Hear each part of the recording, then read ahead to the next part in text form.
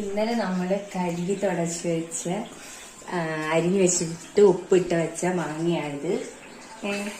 അത് കഴിഞ്ഞിട്ട് ഇത് നാരങ്ങ ഉപ്പിട്ട് വെച്ചത്. ഇത് ഇന്ന് ഞാനിപ്പോൾ കുക്ക് ചെയ്യാൻ പോവാം. ഇത് ഒരു 20 kg ഉണ്ട്. അതിനുള്ള മസാല അടുപ്പിൽ.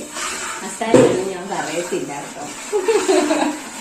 ഇനി നമ്മളിത് തട്ടിയിട്ട് ഇളക്കാൻ പോവാ കേട്ടോ. മസാല ഇട്ടിട്ട് ഇതെല്ലാം ഇളക്കി ഇനി ഒന്ന് ചെറുതായിട്ട് ചൂടാക്കണം. ഒത്തിരി ചൂടാവരുത്. ഒത്തിരി ചൂടായാൽ മാങ്ങ ഇങ്ങ് വെന്തു. അതുകൊണ്ട് കുറച്ച് ചൂടായിട്ട്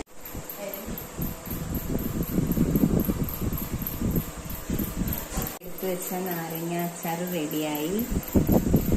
എല്ലാം നമ്മൾ ഡിഷിലാക്കി ഇനി തണുപ്പിക്കണം. ഓർഡേഴ്സൊക്കെ എല്ലാവരും എളുപ്പം വന്ന് തന്നോ. താഴെ നമ്പർ ഇട്ടേക്കാം. ഓടി വായോ.